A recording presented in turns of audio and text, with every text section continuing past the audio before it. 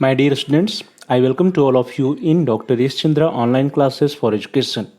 मेरे प्रिय विद्यार्थियों, मैं आप सभी लोगों का doctor Yash Chandra online classes for education में स्वागत करता हूं। आप सभी का हार्दिक स्वागत है, हार्दिक अभिनंदन है। प्रिय विद्यार्थियों, पंडित दीनदयाल उपाध्याय गोरखपुर विश्वविद्यालय गोरखपुर और साथ ही साथ सिद्धार्थ विश्वविद्यालय कपिलवस्तु सिद्धार्थ नगर में स्नातक कला विज्ञान वाणिज्य कृषि और गृह विज्ञान के जो विद्यार्थी हैं अर्थात बीए बीएससी बीकॉम जो बैचलर कोर्स के विद्यार्थी हैं उनके लिए एक अनिवार्य प्रश्न पत्र है जिसका नाम है राष्ट्र गौरव पर्यावरण एवं मानवाधिकार अध्ययन। और हम सभी लोग राष्ट्र गौरव पर्यावरण मानवाधिकार अध्ययन से संबंधित मल्टीपल चॉइस क्वेश्चंस या बहुविकल्पीय प्रश्न या वस्तुनिष्ठ प्रश्नों का अध्ययन कर रहे हैं, अभ्यास कर रहे हैं। पिछले क्लास में पिछले वीडियोज में हम सभी लोगों ने 20 प्रश्नों का अभ्यास किया था और इस क्लास में आज के वीडियो में भी हम सभी लोग इस वीडियो के अंतर्गत अन्य 20 महत्वपूर्ण इंपॉर्टेंट जो मल्टीपल चॉइस क्वेश्चंस हैं राष्ट्र गौरव पर्यावरण और मानवाधिकार अध्ययन से उसका अभ्यास करेंगे, उसका अध्ययन करेंगे। Cause I'ma live life for the fight, yeah, I'm here to get it. I got drive, got sight, always have a vision. I don't lie at night, I be in my feelings. I'ma be fine, need time, and I'll soon be winning. I live life for the fight, yeah, I'm here to get it. I got drive, got sight, चलिए class को start किया जाए। राष्ट्र गौरव पर्यावरण एवं मानवाधिकार अध्ययन से संबंधित 20 महत्वपूर्ण मल्टीपल चॉइस क्वेश्चंस का अभ्यास हम सभी लोग करने जा रहे हैं। जो पहला क्वेश्चन है, पहला प्रश्न दैट इज क्वेश्चन नंबर 21, प्रश्न संख्या 21 आपकी स्क्रीन पर। क्वेश्चन इज भारतीय चिंतन में राष्ट्र एक अवधारणा है और आपके ऑप्शन है, विकल्प हैं, ए विवादास्पद अवधारणा है, बी है गौरवास्पद अवधारणा है, सी है संदेहास्पद अवधारणा है या डी है उपहास्यास्पद अवधारणा है। तो डियर स्टूडेंट्स, प्रश्न से ही स्पष्ट है कि जो राष्ट्र की अवधारणा है भारतीय चिंतन में कैसी है, विवादास्पद नहीं है, संदेहास्पद नहीं है, उपहास्यास्पद नहीं, क्या है वो गौरवास्पद है। अर्थात एक गौरव की बात है या भारतीय चिंतन में राष्ट्र की अवधारणा जो है वो गौरवास्पद है। इस तरह से B option is the right option. आप में से जितने लोगों ने बी ऑप्शन चुना है, बी विकल्प चुना, आपका आंसर सही है। अगला प्रश्न बहुत ही इंपॉर्टेंट क्वेश्चन, क्वेश्चन नंबर 22, प्रश्न संख्या 22, आलवार भक्तों के पद संकलित हैं एंड योर ऑप्शंस आर ए दिव्य प्रबंधम में, बी भागवत पुराण में, सी शिव पुराण में या डी विष्णु पुराण में। तो डियर स्टूडेंट्स, जो आलवर भक्तों के पद हैं वो किस में संकलित हैं? विष्णु पुराण में नहीं है, भागवत पुराण में नहीं है, शिव पुराण में नहीं, किस में है? दिव्य प्रबंधन में है। तो दिव्य प्रबंधन या A option is the right option. Divya प्रबंधन में आलवर भक्तों के पद जो हैं वे संकलित हैं। आलवर भक्तों की रचनाएं दिव्य प्रबंधन में संकलित हैं। दिव्य प्रबंधन में 4000 पदों में से लगभग 1000 जो पद हैं वे आलवर संत के हैं। तो आलवार संत के हैं 1000 पद जो है दिव्य प्रबंधन जो है उस दिव्य प्रबंधन में आलवार भक्तों के पद संकलित हैं और उसमें कम से कम 1000 पद जो है वो आलवार संत के हैं। चलिए आगे बढ़ते हैं। अगला प्रश्न आपकी स्क्रीन पर, क्वेश्चन नंबर 23, प्रश्न संख्या 23, आलवार भक्तों का संबंध किस प्रदेश से है? And your options are A Gujarat, B Tamil Nadu, C B है उत्तर प्रदेश, सी है तमिलनाडु एंड डी है कर्नाटक। तो डियर स्टूडेंट्स, जो आलवार भक्त हैं, आलवार भक्तों का संबंध गुजरात से नहीं, उत्तर प्रदेश से नहीं, कर्नाटक से नहीं, कहाँ से?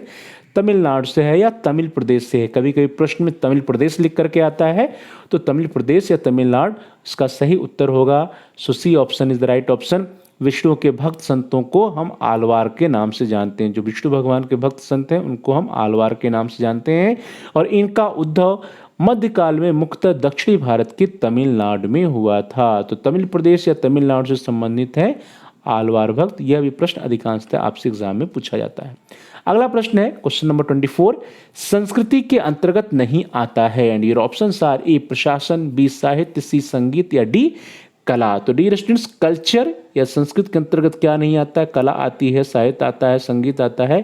एडमिनिस्ट्रेशन या प्रशासन जो है यही जो है संस्कृत के अंतर्गत नहीं आता है। तो इस तरह से देखा जाए A option is the right option. आप में से जिन लोगों ने ए ऑप्शन चुना है या जिन्होंने प्रशासन उत्तर दिया है आपका उत्तर सही है।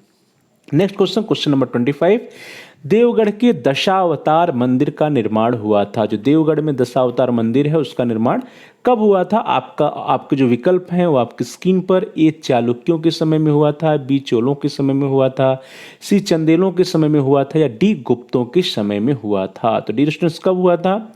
देवगढ़ के दशावतार मंदिर का निर्माण जो है वो चालुक्यों नहीं, चंदेल नहीं, चोल नहीं, बल्कि गुप्तों के समय में हुआ था। So here the D option is the right option, गुप्तों के समय में। दशावतार मंदिर उत्तर प्रदेश के ललितपुर जिले के देवगढ़ में स्थित है। ध्यान दीजिए कहाँ स्थित है? हमारे यूपी के या उत्तर प्रदेश के ललितपुर जिले के देवगढ़ नामक स्थान पर स्थित है। और ऐसा माना जाता है कि यह जो है गुप्त काल का बना हुआ है। इसका निर्माण कब हुआ है? गुप्त काल में हुआ है। इस मंदिर में सुंदर नक्काशी के जरिए भगवान विष्णु के 10 अवतारों की कहानी बताई गई है और इसीलिए इस मंदिर को दशावतार मंदिर कहा जाता है। तो ध्यान दीजिए, जो देवगढ़ का दशावतार मंदिर है उनका निर्माण गुप्तों के समय में हुआ और यह मंदिर जो है भगवान विष्णु के 10 अवतारों की कहानी बताती है, इसलिए इसे दशावतार मंदिर कहा जाता है। यह उत्तर प्रदेश के ललितपुर जिले के देवगढ़ में स्थित है। अगला प्रश्न क्वेश्चन नंबर 26, प्रश्न संख्या 26 कहता है कि कौन सा मौलिक अधिकार अनुच्छेद 19 से 22 अर्थात अनुच्छेद 19 से 22 में उल्लिखित है? और ऑप्शन से हैं समानता के अधिकार, स्वतंत्रता के अधिकार, शोषण के विरुद्ध अधिकार या संस्कृत व शिक्षा का अधिकार। तो डियर स्टूडेंट्स, अनुच्छेद 19 से लेकर के अनुच्छेद 22 में हमारा जो संविधान है उस कॉन्स्टिट्यूशन के आर्टिकल 19 से लेकर के आर्टिकल 22 में कौन से अधिकार उल्लिखित हैं? तो कौन से हैं? समानता का अधिकार नहीं है, शोषण के विरुद्ध भी नहीं है, संस्कृत और शिक्षा का अधिकार भी नहीं है। क्या है वो? स्वतंत्रता का अधिकार है अनुच्छेद 19 से लेकर के 22 में। So here B option is the right option, right to freedom या स्वतंत्रता का अधिकार। The right to freedom guarantees freedom for citizens to live a life of dignity among other things. These are given in Article 19, 20, 21, 21A, 22 of the Indian Constitution. अर्थात हमारा जो भारतीय संविधान है, भारतीय संविधान के आर्टिकल से अनुच्छेद संख्या 19 से लेकर के 22 तक राइट टू फ्रीडम या स्वतंत्रता के अधिकार दिए गए हैं। अगला प्रश्न क्वेश्चन नंबर 27, प्रश्न संख्या 27। प्रश्न है कि 23वें तीर्थंकर थे, 23rd तीर्थंकर या 23वें तीर्थंकर थे। Options are A Rishabhnath, B Mahavir Swami, C Neminath या डी पार्श्वनाथ। तो कौन थे डियर स्टूडेंट्स? जो 23वें तीर्थंकर थे वो ऋषभनाथ नहीं थे, नेमिनाथ भी नहीं थे, महावीर स्वामी भी नहीं थे। कौन थे? पार्श्वनाथ जी थे। सो here the D option is the right option, Parshvanath. भगवान पार्श्वनाथ जैन धर्म के 23वें तीर्थंकर थे। तो भगवान पार्श्वनाथ जैन धर्म के 23वें तीर्थंकर थे और इस तरह से 23वें तीर्थंकर के लिए जो उत्तर है वो है Parshvanath. Option D is the right option. अगला प्रश्न क्वेश्चन नंबर 28, गोपा शब्द का मूल अर्थ है। जो गोपा शब्द होता है इसका मूल अर्थ क्या है? और ऑप्शन आर ए पशुओं के भक्षक, बी पशुओं के रक्षक, सी भेड़ों के रक्षक या सी डी है गौरैया पक्षी का रक्षक। तो डियर स्टूडेंट्स, गोपा का जो अर्थ होता है वो क्या है? गौरैया पक्षी का रक्षक नहीं, भेड़ों का रक्षक नहीं, पशुओं के भक्षक नहीं, बल्कि पशुओं के रक्षक होते हैं गोपा। तो इस तरह से B option is the right option, पशुओं के रक्षक। D answer is right answer. आप बी जो आप में से जिसने बी आंसर दिया है, बी उत्तर इसका सही है। गोपा शब्द का मूल अर्थ होता है पशुओं के रक्षक, पशुओं को रक्षक, या B option is the right option. गोपा का अर्थ है, गोपा शब्द का मूल अर्थ है पशुओं के रक्षक। अगला प्रश्न आपकी स्क्रीन पर क्वेश्चन नंबर 29, प्रश्न संख्या 29। प्रश्न संख्या 29 कहता है कि किस देश में सर्वप्रथम ओम्बुड्समैन का पद प्रारंभ किया गया था? ओम्बुड्समैन का पद किस देश में सबसे पहले प्रारंभ किया गया? आपके विकल्प हैं A Sweden, B Finland, C Denmark और डी नॉर्वे। तो डियर स्टूडेंट्स, कहाँ स्टार्ट किया गया था ओम्बुड्समैन का पद? जो है वो फिनलैंड नहीं, नॉर्वे नहीं, डेनमार्क नहीं, बल्कि स्वीडन में स्टार्ट किया गया था सर्वप्रथम। तो इस तरह से A option is the right option. Ombudsman जो है it is a government official who deals with complaints made by ordinary people against public organisations, अर्थात सार्वजनिक संस्थाओं के विरुद्ध जनसाधारण की शिकायतों पर सुनवाई करने वाला उच्च शासकीय अधिकारी, जैसे लोकपाल या लोकायुक्त क्या है, उसको हम ओम्बुड्समैन कह रहे हैं। और ये इसकी सबसे पहली नियुक्ति कहाँ हुई? स्वीडन में हुई। तो किस देश में सर्वप्रथम ओम्बुड्समैन का पद प्रारंभ हुआ? स्वीडन में सर्वप्रथम ओम्बुड्समैन का पद प्रारंभ होता है, जैसे हमारे यहाँ लोकपाल या लोकायुक्त होते हैं। अगला प्रश्न आपके स्क्रीन पर क्वेश्चन नंबर 30, प्रश्न संख्या 30, स्मृतियों के अनुसार कुल कितने संस्कार बताए गए हैं? तो आपको पता भी होगा, आपने पढ़ा भी होगा, स्मृतियों के अनुसार कुल कितने संस्कार बताए गए हैं? 14 नहीं है, 15 नहीं है, 13 नहीं, बल्कि कितने हैं? कुल 16 संस्कार बताए गए हैं। 16 संस्कार की हम लोग बात भी करते हैं, चर्चा भी करते हैं, इसलिए उत्तर जो डी है, D option is the right option. 16 संस्कार स्मृतियों के अनुसार कुल टोटली बताए गए हैं। अगला प्रश्न आपकी स्क्रीन पे क्वेश्चन नंबर 31, प्रश्न संख्या 31 कहता है कि अल्पसंख्यकों की भाषा, लिपि एवं संस्कृत के संरक्षण का अधिकार भारत के संविधान के किस अनुच्छेद में वर्णित है? और आपके ऑप्शंस हैं, ए आर्टिकल 25 या अनुच्छेद 25, बी अनुच्छेद 26, सी है अनुच्छेद 28 में, एंड डी है अनुच्छेद 29 में। तो डियर स्टूडेंट्स, अल्पसंख्यकों की भाषा, लिपि एवं संस्कृत के संरक्षण का अधिकार भारतीय संविधान के किस अनुच्छेद में वर्णित है? 25 में नहीं, 28 में नहीं, 26 में, किस में है? आर्टिकल 29 या अनुच्छेद 29 में वर्णित है। तो इस तरह से आप में से जिन्होंने अनुच्छेद 29 आंसर दिया है, आपका आंसर सही है, जो यहाँ पे डी ऑप्शन बनता है। D option is the right option. तो आप में से जितने लोगों ने डी ऑप्शन चुना है, या आप में से जितने लोगों ने उत्तर दिया है अनुच्छेद 29, आपका आंसर, आपका उत्तर एकदम सही है। डियर स्टूडेंट्स, अनुच्छेद 29 की हम लोग यदि बात करते हैं तो अनुच्छेद 29 में अपनी विशिष्ट भाषा, अपनी विशिष्ट लिपि और संस्कृत रखने वाले नागरिकों के किसी भी वर्ग को उनका संरक्षण और विकास करने का अधिकार प्रदान किया गया है। तो इस तरह से आर्टिकल 29 या अनुच्छेद 29 जो है इसका सही उत्तर है। इसके अनुसार अल्पसंख्यकों के भाषा, लिपि और संस्कृत के संरक्षण का अधिकार भारतीय संविधान के अंतर्गत दिया गया है। अगला प्रश्न आपकी स्क्रीन पर क्वेश्चन नंबर 32, प्रश्न संख्या 32, बहुत ही सरल प्रश्न होना चाहिए आपके लिए, क्योंकि आप सभी लोग इसके बारे में जानते होंगे, लेकिन इंपॉर्टेंट प्रश्न है। तो क्वेश्चन इज कौटिल्य का एक अन्य नाम है, और आपके विकल्प हैं, A Vishnugupta, B Radhegupta, C Vishakha Datta, and D Rajgupta. Dear students, आपने पढ़ा भी होगा, कौटिल्य का एक अन्य नाम क्या है? राधेगुप्त ने, राजगुप्त ने, विशाखा दत्त ने क्या है? विष्णुगुप्त उनका एक अन्य नाम है। सो here the A option is the right option. हम सभी लोग जानते हैं कौटिल्य, या उनको हम चाणक्य के नाम से जानते हैं। तो चाणक्य अनुमानतः 376 ईसा पूर्व से लेकर के 283 ईसा पूर्व में चंद्रगुप्त मौर्य के महामंत्री रहे। उन्हें कौटिल्य या विष्णुगुप्त नाम से भी जाना जाता है। तो कौटिल्य या विष्णुगुप्त के नाम से विख्यात थे। तो कौटिल्य का एक अन्य नाम क्या हो गया? विष्णुगुप्त हो गया। सो here the A option is the right option. अगला प्रश्न क्वेश्चन नंबर 33, प्रश्न संख्या 33 कहता है कि भारत सरकार ने दिव्यांगों को सरकारी नौकरियों में अवसर की समानता हेतु कितने प्रतिशत सीटें आरक्षित की हैं? और आपके विकल्प हैं, ए 4%, बी 5%, सी 3% या डी 10%। तो डियर स्टूडेंट्स, ये बहुत इंपॉर्टेंट क्वेश्चन है, अधिकांशतः कॉम्पिटिटिव एग्जाम में भी पूछा जाता है। तो भारत सरकार ने दिव्यांगों को सरकारी नौकरियों में अवसर की समानता हेतु कितने प्रतिशत सीटें आरक्षित की हैं?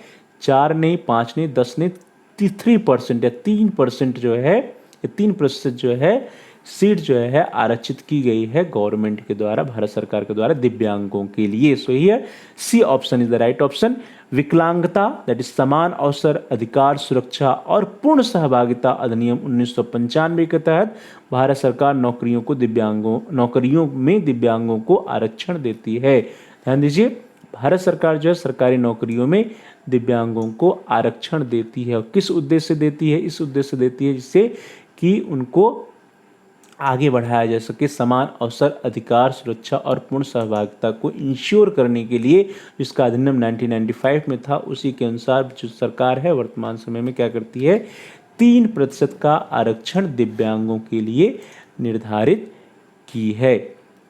इस नीति के तहत ग्रुप ए, बी, सी एवं डी के सभी नौकरियों में जिनके लिए सीधी भर्ती आयोजित की जाती है, इन सभी में दिव्यांगों के लिए 3% का आरक्षण निर्धारित किया गया है। तो 3% या 3% का रिजर्वेशन जो है दिव्यांगों को मिलता है। अगला प्रश्न आपकी स्क्रीन पर क्वेश्चन नंबर 34 शैक्षिक संस्कार के रूप में प्रतिष्ठित है। कौन सा संस्कार शैक्षिक संस्कार के नाम से जाना जाता है? आपके ऑप्शंस हैं, ए जात कर्म संस्कार, बी वेदारंभ संस्कार, सी उपनयन संस्कार या डी के शांत संस्कार। तो डियर स्टूडेंट्स, शैक्षिक संस्कार के रूप में जो प्रतिष्ठित है वो कौन सा है? जात कर्म नहीं, वेदारंभ नहीं, के साथ नहीं, क्या है?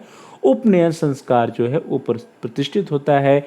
जब वैदिक काल की आप बात करेंगे तो गुरुकुल में जब प्रवेश होता था तो उपनयन संस्कार के द्वारा ही गुरुकुल में विद्यार्थियों का प्रवेश होता था। तो इस तरह से यह C option is the right option. अगला प्रश्न आपकी स्क्रीन पर आ रहा है, क्वेश्चन नंबर 35। प्रश्न संख्या 35 कहता है कि भारतीय दंड संहिता की किस धारा के तहत महिला के साथ घरेलू हिंसा पर दंड का प्रावधान किया गया है? और आपके ऑप्शंस हैं ए धारा 292, बी धारा 477, सी धारा 312 या डी धारा 498 क। तो डियर स्टूडेंट्स, भारतीय दंड संहिता के किस धारा के तहत महिला के साथ घरेलू हिंसा पर दंड का प्रावधान किया गया है? 292 नहीं, 312 नहीं, 477 नहीं, धारा या आर्टिकल 498 ए या 498 क के अंतर्गत इसका प्रावधान किया गया है। सो here the D option is the right option. धारा 498 का भारतीय दंड संहिता 1860 की धारा 498 ए वर्ष 1983 में भारतीय संसद द्वारा पारित की गई थी। भारतीय दंड संहिता की धारा 498 ए एक आपराधिक कानून है। इसमें परिभाषित किया गया कि यदि किसी महिला के पति या पति के रिश्तेदार ने महिला के साथ क्रूरता की है तो इसके लिए 3 वर्ष तक की कैद की सजा हो सकती है और उन्हें जुर्माना भी हो सकता है। तो ये सारे प्रावधान धारा 498 ए में या 498 क में किया गया है। अगला प्रश्न आपकी स्क्रीन पर, क्वेश्चन नंबर 36। शहीद बिस्मिल को कहाँ फांसी दी गई थी? आप सभी लोगों ने शहीद बिस्मिल का नाम सुना होगा, तो इनको फांसी कहाँ दी गई थी? आपके ऑप्शन हैं ए गोरखपुर के कारागार में, बी बस्ती के कारागार में, सी देवरिया के कारागार में या डी आजमगढ़ के कारागार में। तो कहाँ दी गई थी डियर स्टूडेंट्स शहीद बिस्मिल को फांसी? आजमगढ़ नहीं, बस्ती नहीं, देवरिया नहीं, कहाँ दिया? गोरखपुर के कारागार में दिया गया था। So here the A option is the right option, Gorakhpur के कारागार में। 19 दिसंबर 1927 को सुबह 6 बजे काकोरी कांड के नायक पंडित राम प्रसाद बिस्मिल को गोरखपुर जेल में फांसी दी गई थी। तो इसका ऑप्शन क्या होगा? इसका option A is the right option, Gorakhpur के कारागार में या गोरखपुर के जेल में 19 दिसंबर 1927 को सुबह 6 बजे काकोरी कांड के नायक पंडित राम प्रसाद बिस्मिल जी को फांसी दी गई थी। अगला प्रश्न आपकी स्क्रीन पर, क्वेश्चन नंबर 37, प्रश्न संख्या 37। संयुक्त राष्ट्र महासभा द्वारा मानवाधिकारों की सार्वभौम घोषणा कब की गई थी? और आपके विकल्प हैं ए 8 मार्च 1948 को, बी 24 अक्टूबर 1945 को, सी 12 दिसंबर 1948 को या डी 10 दिसंबर 1948 को। तो डियर स्टूडेंट्स, संयुक्त राष्ट्र महासभा द्वारा मानवाधिकारों की सार्वभौमिक घोषणा कब की गई थी? तो 8 मार्च नहीं, 12 दिसंबर नहीं है, 24 अक्टूबर भी नहीं है, क्या है? 10 दिसंबर 1948 को है। तो इस तरह से यहाँ D option is the right option. संयुक्त राष्ट्र महासभा में 10 दिसंबर 1948 को मानवाधिकारों के सार्वभौमिक घोषणा पत्र को पारित किया गया था। तो इस तरह से 10 दिसंबर 1948 क्या है? यह राइट आंसर है। तो here the option D is the right answer. यहाँ पे आप में से जिन्होंने डी ऑप्शन चुना, डी विकल्प चुना, आपका उत्तर सही है। अगला प्रश्न आपके स्क्रीन में, क्वेश्चन नंबर 38। राष्ट्रीय मानवाधिकार आयोग का मुख्यालय कहाँ पर स्थित है? तो डियर स्टूडेंट्स, हमारे देश की जो राष्ट्रीय मानवाधिकार आयोग है उसका हेडक्वार्टर या मुख्यालय कहाँ स्थित है? आपके ऑप्शन हैं A Mumbai, B Delhi, C Ahmedabad and D Calcutta. तो कहाँ स्थित है? मुंबई नहीं, अहमदाबाद नहीं, कलकत्ता नहीं, बल्कि कहाँ स्थित है? दिल्ली में स्थित है राष्ट्रीय मानवाधिकार आयोग का मुख्यालय। तो इस तरह से यहाँ पे B option is the right option, मानवाधिकार आयोग का मुख्यालय नई दिल्ली में स्थित है। अगला प्रश्न आपके स्क्रीन पर, क्वेश्चन नंबर 39। प्रश्न संख्या 39 कहता है कि राष्ट्रीय मानवाधिकार आयोग है, आपके ऑप्शंस हैं एक सांविधिक निकाय है, बी है एक संवैधानिक निकाय है, सी है एक बहुसदस्यीय संस्था है एंड डी है ए और सी दोनों है। तो डियर स्टूडेंट्स, इसका जो उत्तर होगा वो क्या होगा? जो हमारा राष्ट्रीय मानवाधिकार आयोग है वो एक सांविधिक निकाय भी है, ये है अर्थात, और साथ ही साथ यह जो है एक बहुसदस्यीय संस्था भी है, अर्थात यहाँ पे जो डी ऑप्शन निकल के आ रहा है, D option is the right option, A and C दोनों। अर्थात राष्ट्रीय मानवाधिकार आयोग क्या है? सांविधिक निकाय है और यह एक बहुसदस्यीय संस्था है। तो यहाँ पे डी ऑप्शन जिन्होंने चुना, आपका उत्तर, आपका आंसर सही है। राष्ट्रीय मानवाधिकार आयोग एक सांविधिक संस्था है, अर्थात स्टैट्यूटरी बॉडी है। स्टैट्यूटरी बॉडी या सांविधिक संस्था है जिसका गठन संसद में पारित अधिनियम के तहत हुआ था। तो संसद में पारित अधिनियम के तहत इस स्टैट्यूटरी बॉडी का गठन हुआ है जिसका नाम है राष्ट्रीय मानवाधिकार आयोग। और वर्तमान में इसमें एक अध्यक्ष और 4 सदस्य हैं, अर्थात यह जो है क्या है एक प्रकार की बहुसदस्यीय संस्था है। तो चूंकि एक अध्यक्ष और 4 सदस्य हैं इसीलिए इसको एक बहुसदस्यीय संस्था भी कहा जाता है। तो इस प्रकार से देखा जाए प्रश्न संख्या 39 को, तो ए और सी ऑप्शन जो है वो राइट ऑप्शन है। यह एक सांविधिक निकाय भी है और यह एक बहुसदस्यीय संस्था भी है। तो इस तरह से डी विकल्प जो है वो सही है। अगला प्रश्न आपकी स्क्रीन पर क्वेश्चन नंबर 40, प्रश्न संख्या 40, भारतीय संविधान के किस भाग में मूल अधिकार निहित हैं? और आपके विकल्प हैं ए भाग 1 या भाग 1, बी है भाग 3, सी है भाग 2 एंड डी है भाग 4। तो डियर स्टूडेंट्स, भारतीय संविधान के किस भाग में मूल अधिकार निहित हैं? 1 में नहीं, 2 में नहीं, 4 में नहीं, बल्कि भाग 3 में जो है मूल अधिकार निहित हैं। तो इस तरह से यहाँ पे B option is the right option, भाग 3। मौलिक अधिकार भारत के संविधान के भाग 3 अर्थात अनुच्छेद 12 से लेकर के अनुच्छेद 35 में वर्णित है। तो मौलिक अधिकार भारत के संविधान के भाग 3 में वर्णित है। ये रहा आज का अंतिम प्रश्न। प्रिय विद्यार्थियों, हम सभी लोगों ने आज की क्लास में इस वीडियो में 20 very important multiple choice questions related with राष्ट्र गौरव, जो राष्ट्र गौरव का आपका पेपर है जिसका पूरा नाम है राष्ट्र गौरव पर्यावरण एवं मानवाधिकार अध्ययन, एक कंपल्सरी पेपर है या अनिवार्य प्रश्न पत्र है। इससे संबंधित 20 very important multiple choice questions का हम लोगों ने अभ्यास किया और आगे वाली कक्षा में, अगली कक्षा में, अगले वीडियोज में अन्य 20 महत्वपूर्ण प्रश्नों की हम चर्चा करेंगे।